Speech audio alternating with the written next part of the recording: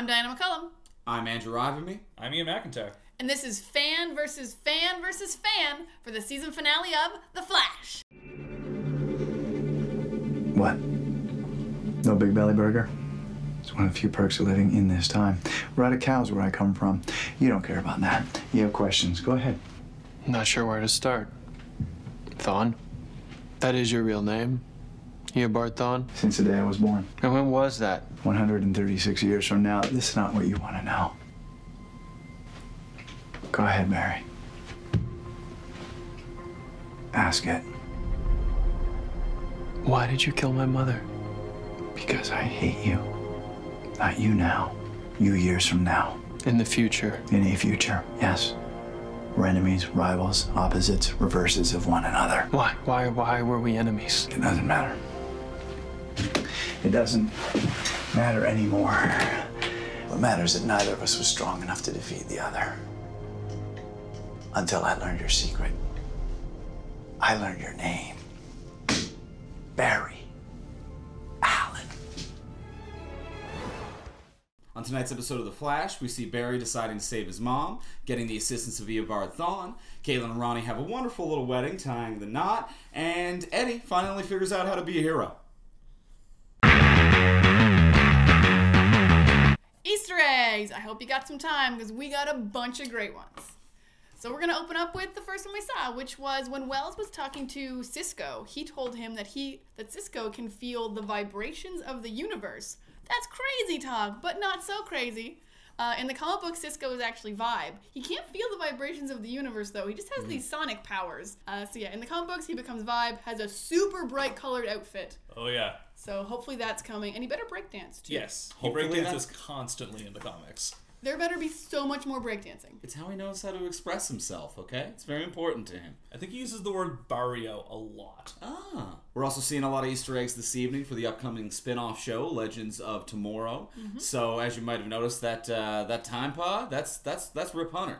That's all Rip Hunter. That's his vehicle. They even flat out say his character name in the show. Yeah, is it an Easter egg if they're just like, and this is it? And they're just like, and this is the guy who created the thing that you are looking at. So yeah, they spent a lot of time talking about a guy that we've never met. Right. So, Rip Hunter was apparently very important to Eobard. Eobard was just like, Rip Hunter's the man. He seemed kind of impressed by him, which was cool. So we got that from Legends of Tomorrow. We see a few flashes of Legends of Tomorrow clips within the time tunnel. And then we also see Hawkgirl floating around that city as well. Not floating, but walking around the city. she should have been floating. I mean, she's a hot girl. I mean, it's flying, but yeah. flying. But yeah, and so yeah, we saw her at the end. So that's all the Legends of Tomorrow crew. Rip Hunter, Hawkgirl, saw Captain Cold for a second. Yeah. What's gonna happen on Legends of Tomorrow? My favorite is how Captain Cold apparently just wears his goggles around in his day-to-day life. He was definitely mid-crime. I think he was mid-crime. Definitely mid-crime. But Hopefully mid-crime. also, dude loves those goggles. He does. He commits to a bit. Yes. And you know he just had the MP3 player and Cold as Ice going. He's cold as ice, willing to wear goggles. Yeah. So even more Easter eggs, some things we saw in the time tunnel. One of the things we saw was this crazy looking Caitlin, and we think she's gonna go completely Killer Frost. So in the comic books, Caitlin is Killer Frost. She's a metahuman with cold powers. And not just because her name is Snow. Just works out nicely that way. All comes together real so nice. So clearly in this time tunnel, we're going to get Caitlin in the future with powers as well. Everyone on the team's going to have some powers. Yeah, well, that was one of many things that we saw in the time tunnel. What else was it you noticed going on, Ian? I saw the Flash Museum at one point, which is a pretty classic bit of Flash comic book lore. There was a big museum with a Barry statue out in the front of it, so I'm guessing that comes down at some point. One other thing that we saw in the time tunnel was Barry behind bars. Which might be a nod to the old-timey Flash story where he kills Reverse Flash and gets put on trial for it. Yeah, I definitely think so. It's the only time I could think of where Barry was in prison in any timeline. So yeah, I like the idea that there's a timeline where Eobard just gets killed. Yeah, it was back in the 80s and it was pre-Crisis. So, yeah, hopefully that'll be coming back. And one of the other Easter eggs that we noticed, the cool helmet that comes clattering out of the time tunnel at one point was very clearly Jay Garrick's cool, weird helmet that he always wears. Jay Garrick is, of course, the Golden Age Flash. Often lives on Earth 2, I believe. Sometimes he's around. Sometimes he's in the Justice Society. He's all over the I think place. he's Earth 2 most of the... But he's, he is a man who gets around. And they actually mentioned the city that he's from earlier in this season. They mentioned Keystone City, which in old Silver Age comics was God, it was like Pied Piper had made it exist at a different vibrational frequency, and everyone forgot it existed. The Silver Age was a weird time, is what I'm saying. And then Barry went there and found it, and found everyone asleep, and met his hero, Jay Garrick. Okay. Yeah. Who's lost his hat now? Who's apparently lost his hat. But I love that Wells knew exactly who it was. Right. There's not a whole lot of people rocking that hat. It's really just. But that also Jay. implies that Wells is from a timeline where Jay Garrick existed and was known. So Which I really multiple like. flashes Yeah. in his future. Yeah. That's exciting. That's All right, pros. We're gonna start at the end with Andrew. All right, my pros for tonight's episode, as I've had for previous episodes, but tonight was a shining example of Jesse L. Martin as Joe, being one of the two best dads. Just a phenomenal performance, and also just a well-written scenes with Joe this episode, which I think was phenomenal. Whereas sometimes he's been really picking up the slack as an actor for some lackluster, or what should have been lackluster moments in the show that became phenomenal moments because he's so good. Yeah. But the fact that Barry and Joe call each other Barry and Joe, to have that dad-son moment. That was a great payoff. And it paid off so well, and they really sold it. That moment where he looks at Barry and says son, and Barry says dad, and like just the tears in their eyes, it ripped my heart out. Well-written emotional moments for both of those characters this episode. Well performed on both accounts.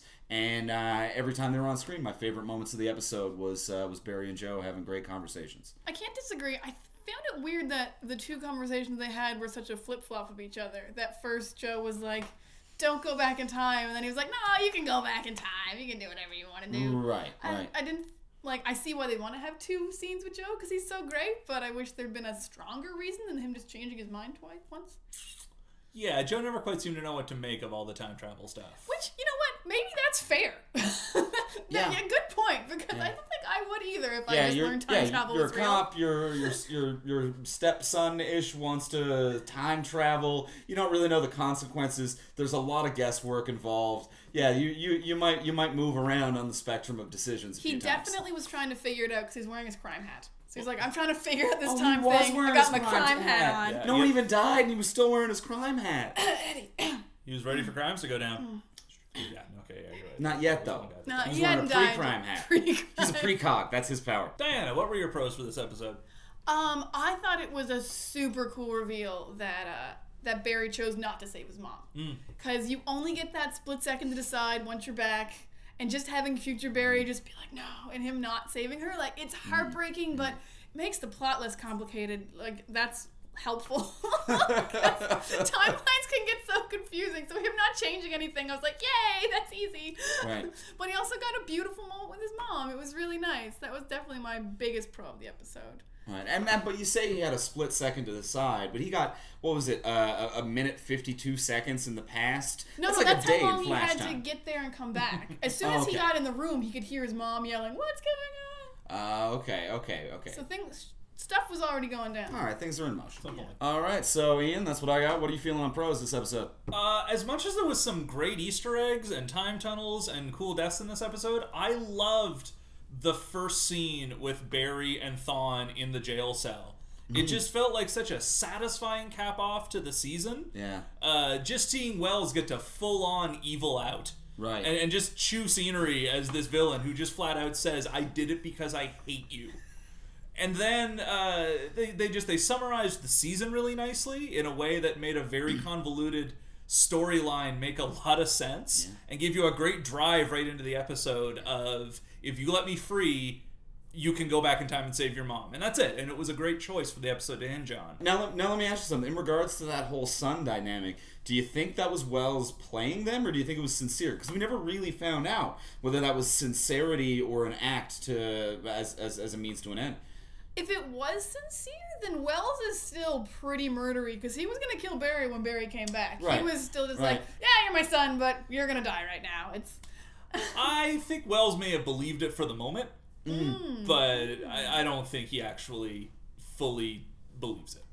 I think he does fully believe it, but he doesn't realize that he's an evil guy. I think he's like, I think he considers them family, but he's a terrible person to have as family.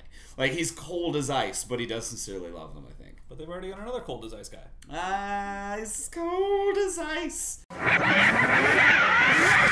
All right, let's talk about cons. Ian, what didn't you like? That last shot. Oh. I didn't like how the episode ended. I don't think I'm the only one who the felt effects that. were fine. Oh no, the whole last scene visually was wasn't. great. But I think you were the one who called it first, that wasn't a cliffhanger, that was just a scene stopping halfway. Mm-hmm. It wasn't done. I mean, there's no reason to come back not come back, but there's nothing that makes me want to come back next season. That was the worst place to end. Yeah, like I'll be back next season just for the general entertainment that I've experienced this season. Sure. But there was no, like, the only character's life on the line was the Flash. They're not going to start next season with a destroyed Earth that it's not just going to be an hour of black air because there's no universe anymore. Yeah. You know, it just didn't feel like a good cliffhanger. There were no stakes. None of the other characters were in trouble. No. Barry ran in. We're like, well, he's gonna live. He's the Flash. Yeah. It was just literally the worst place to end. They needed to go 30 more seconds to wherever he was going to end up, and then we have a new mystery to solve. He'd be in a new timeline, or he'd be on a different Earth, or he'd be somewhere else. Any of those things would have been a real cliffhanger Would have for been the end really of the interesting. Even some character we have no idea who they are, just being like, in the future. Like, if he just woke up in the future, like, oh, you're all wearing aluminum. I know it's an old trope at this point, but yeah, I want a cliffhanger to end with some new information that hooks me into next season. That's it. Yeah. Anyways, that was it for me. Diana, what was your con for this episode? My con was, maybe I focused too much on logic in these things, and maybe I missed some explanation somewhere. Why were we letting Wells go? Because Wells told Barry how to time travel in exchange for Wells being able to time travel. But Wells was totally okay with, like, not time traveling until after Barry went. I'm like, why did we validate this deal? Why are we letting him leave? People of their word. They're people of their word. He's a super murderer! That's what makes them better. Okay, they'll let Wells go, but they're gonna keep all those other metahumans in that prison? Some of them. I mean, Cole's out now. You know why Cole's out? Because he's a man of his word. All right, actually, no, he's not. He did betray them. Cold was never in the prison. Terribly. In fairness, what Wells was offering them through the episode was a chance to erase all of the terrible things he had done.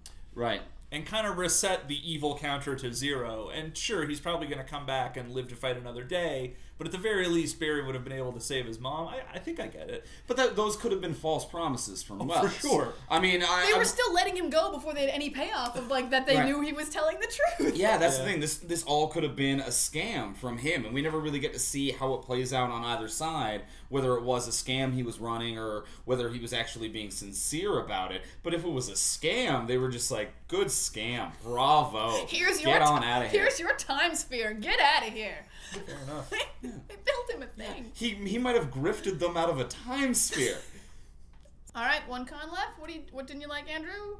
In all honesty, what I didn't like, now next season things can change a little bit, but if we actually did witness the end of Eobard Thawne as a character this evening, I don't like that those characters' last words were not performed by Tom Cavanaugh. Tom Cavanaugh is Eobard Thawne to us. I realize that Tom Cavanaugh is the shape-shifting Eobard Thawne now pretending to be Wells, but to us, Cavanaugh is Eobard Thawne. If we're sending off that character with a last hurrah, with one final, like, Back to the Future, fade into nothing moment, it should be Tom Cavanaugh. He's been that phenomenal character for this entire season. Yeah. And this other performer got one flashback episode, like a handful of scenes, and he's the one who gets to say goodbye. And it really undercut the emotion of that moment for me. Because for better or for worse, he was a great villain. And in that episode, it was all about the arc of him loving the other people like family. And when you have that final moment, those final words from that character who's just admitted to loving this group like family, no matter how he's treated them, to be coming from a new face and a new actor, that scene could have been tears for me. And then that quick transformation really undercut the whole thing. Especially because they didn't even, like, de-age him or anything. They just turned him into the other Flash, and they really didn't have to. They could have just kept him on Wells. It's not like he, like, aged back into a baby, or, like, that's how he... like, he wasn't traveling back through his Yeah. own timeline or anything. I get he it. definitely could have just stayed as well. Yeah, I totally agree. Completely agree. Yeah, no, I agreed. That was weak. Although I will say, I think we verified that Tom Cavanaugh is in season 2.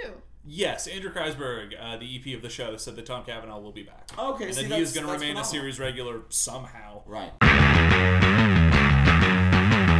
All right, group discussion. What did you guys think of this season as a whole? As a whole, I think this was a super successful first season of a show. Yeah. Because this to me felt like as good as Arrow's second season. Yes, absolutely. 'Cause Really? Arrow- That's high praise. Okay. Yeah, to me it definitely did. I mean, Arrow season 1 was a little bit shaky. I thought Yeah. this was just as good as Arrow season 2. It wasn't perfect by any means. I mean, it still had some episodes that didn't work and were boring and were filler, Right. but the stuff that worked was great. I had such an emotional connection to Barry and both of his two great dads that Yeah. Oh, well, yeah. Who did? it's more emotion than I felt in the superhero show in a long time. Okay, see, I'll disagree with you about the whole Arrow season 2 if we're comparing it to other shows. Really? Because I don't get me wrong, I think this was a phenomenal season. If we're comparing it to something like the CW's Arrow, the CW's Arrow season 1 had more problems and fixed a bunch of them. So I think their highs and lows were such extremity that it really felt like Arrow season 1 came out on some phenomenal strengths. Flash season 1, I feel like it's definitely improved, but it started out with a few weaknesses that only slightly improved as the season went on. Still a lot of filler episodes. Still, like, the star of the season, was Jesse L. Martin as Joe, or was Tom Cavanaugh as Thawne/Wells, but they didn't get enough screen time. I feel like the mystery of Thawne wasn't as prominent as it needed to be, and I feel like the highlight of this season, to talk about a positive, was Gorilla Grodd.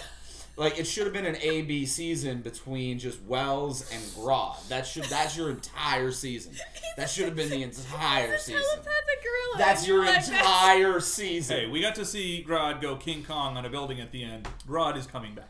Oh, well, yeah, of course he's coming back. Grodd was in most of the season. I mean, he got teased. He got teased, but a bumper is different. There was a lot of filler episodes. Like, the highs of the season were good, but I feel like not as high as some other superhero television shows. The lows were definitely not as low as some other superhero television shows hit. So it's been pretty constant with some slight improvement. Looking forward a lot in the next season. Liked this one. Didn't feel like it was the best thing in the world, but I look forward to seeing more Grodd. All right, time for some comments on our video from last week. I know we're talking the finale, but I just had to call this one out. Comment from Armand Cody. Why is nobody using Wells' computer? The computer from the future that was created by Future Barry and does whatever he wants, no matter how young he is, and has literally all of the answers and isn't even password protected. Didn't Wells steal it? I don't think so. I'm No. pretty sure Wells No, just pieced they- the scene and left it behind. It's a room. Yeah. No, but they went back and the Flash suit was gone. I think he took everything. I think it was just walls. No, now. he was just away with the suit. Yeah, like, he just took the suit. Yeah, he didn't We take a don't know. room. No, but like the room isn't necessarily a computer. I No, mean, No, I part think of the it. cool I bet if you- computer with the Inara from Firefly operating Yeah, system was basically still that. there. Yeah. yeah, but I bet if you just take out like one computer chip, it doesn't work anymore. He might have just taken like a piece. I bet he just opened up a panel and he took out a piece. He's like, well, they can't figure this out. It's from the future. They figured out weird future power source, time travel, and particle accelerators. With Wells' help. All right. I think Wells could have just sabotaged that very easily. He had a lot of plans. He did leave that battery behind though, that chair battery. He left a bunch of They- crap A lot behind. of crazy stuff I really behind. thought that was going to end up being a plant, like it was going to be a bomb or something, but it was just a battery Well, he I left think so, but no. behind. Yeah. Well, and also, like, wasn't that computer Barry's computer? Wasn't that From like the future, That yeah, was he the made it. He implication. made it, yeah. So you're saying that Wells taking a piece meant that they couldn't make the computer when it's a computer that Barry made. In the future, So with enough time, Barry can make that. in like 124 years apparently. But if he did that from scratch at some timeline, he can at least put a piece back in. He doesn't have the piece. He'll figure it out. He doesn't have the piece. He'll figure out the piece. You ever try to make a puzzle when you don't have a piece? You can't. It's very important, but I would just make a piece at that point. You can't just make a piece. What are you talking about? You Cardboard, can't- scissors, piece, jam it in. So glad you were gone for 5 weeks. Hello, everybody. So- It's good to be back. Andrew, you had a tweet that you wanted to read out there. Yeah, absolutely. I wanted to read a tweet this week from John Robertson on Twitter. He's at PhotoGuy79. He asks, how do you think the portal ending opens up the potential for other JL members to appear? So what do we think? Other JL members showing up now that we have a multiverse and a portal? Well, they showed Hawkgirl, who is a JL member. Right, but that's going to be on this show. So Yeah. that's Yeah, a I think start. she was in That's a Central start. City. Yeah. Well, I would know more if it hadn't cut off at a dumb time. Okay. It really, I mean, in theory, I think if DC wanted to do something tremendously clever to set themselves apart from Marvel, they could just acknowledge the fact that they've got all of these different TV shows and properties over different universes and create a multiverse out of them. Acknowledging the multiverse would be the smartest thing that they could do. That would be so cool if Barry was just like the movie verse is like Earth 2, the TV verse is Earth 1, comic book universe is Earth 3. And I don't know. You could cross over with Greg Berlanti's Supergirl show. Yeah. You could bring the old Flash TV show back. You could bring Smallville back in. Yeah, and that's been a rumor for a while, is whether or not they could get some kind of alternate universe, Tom Welling, Smallville, Superman. Or thing even going if you on. don't want to, not screw up other shows, but bring them into it, just cast anyone in a character. You could only use one episode. Like Martian Manhunter is really hard to have around all the time. Right. Oh, But yeah. you could have one Martian Manhunter episode. Let's go to a get weird... Dean Cain. He's available. And we've got one more comment on last week's video. We actually had 2 people ask this. So Zordsman requested it and Ben Gone. Asked, so what are your thoughts on Legends of Tomorrow, given that Captain Cold will be a main cast member, probably because he was my pro last week many times over. Yeah. Super excited. I don't know what else to say about that. No, I'm very excited for Legends of Tomorrow. I love that they're bringing back Black Canary, now White Canary, I guess. I love that they brought in Captain Cold and that they acknowledge he's a villain and shouldn't be there in the trailer. Yeah. I'm curious, like, this singularity seems to connect by having Captain Cold and Hawkgirl there at the end. Like, this is clearly all part of what's going on. We have the time sphere. So I just have no idea what's going to go on with that show, if they go to different times or different dimensions and times, because it seemed kind of steampunky where they were in the future in that, or in the past. Yeah, In I'm the not even trailer? really sure. It looks like they were in Captain America World War II. I also thought it seemed Captain America. Oh, okay. Yeah, I can see that. Like now that you bring Nazis it with up. giant robots and steampunk? Yeah. Am I the only jerk who's not crazy excited by that trailer? I thought it was exciting. I loved it. I thought it was fun, but I thought it was fun. It was hard to get a read on the show. It was. I can't really tell what the show's going to be like week to week. And honestly, just having Barry and Oliver be like, hey guys, so apparently time travel's a thing. You're all a team now. Get to it. They just seem so flat about it. But now that we've seen this episode of The Flash, I can see why Barry is flat about it. Yeah, I guess. It's kind of a bad for Oliver him. should just be screaming at the top of his Yeah, lungs. Oliver should be like, does God exist? No, but Oliver's the kind of guy who will like do that, but then 30 seconds later be like, all right, fine, time travel. The trailers that came out of the network upfronts the last couple years for Arrow and for Flash both really felt like, here's a world that we are going to drop you into. This is what the story is about. This is what's driving our characters, like, on an emotional level. Whereas this trailer to me just felt like a clip reel from an effects house. Like, this cast doesn't even have like a main character, I don't think. I don't think Yeah. anyone's been It's set a up true as ensemble. like, this is the lead. Right, I'm sure. pretty sure they're all kind of equal. So yeah, I think that through lines will become apparent. I don't really mind that I don't know it yet, because like I trust CW at this point. If this was just like the first show they ever made, I'd be like, this is crazy. You can't do this. Dial it down. And for sure. They've earned my trust. Like, I like all the previous shows. They have earned my trust. And it's weird for me to be complaining about a show that's like Captain Cold and Firestorm and White Canary having time travel adventures every week. But just, I'm not sold yet. With the time travel and with the like what may be parallel dimensions, I'm watching this trailer and I'm like, this is superhero sliders. This is what I've been waiting 2 decades for. Yes. Like, this is the show that I've always wanted. Arthur Darvill is killed and replaced by Just Jerry O'Connell. There's also- no, let's not make it worse, but still. There's also a reason I haven't gone back to watch Sliders since I was 14 years You old. should. You're making a mistake. But it also feels to me like superhero Stargate, and I love Stargate. It's like Yeah. all the like great sci-fi shows. Now you're ruining it for me. What would you mash it up with, Ian? Mash it with something. Superhero sliders. It feels Superhero like the Stargate. superhero version of that weird Simpsons spin-off showcase episode. Okay. All right. Some deep cuts. I'm Diana McCallum. I'm Andrew Ivimey. I'm Ian MacIntyre. This has been the season finale of Fan vs. Fan vs. Fan Special Edition.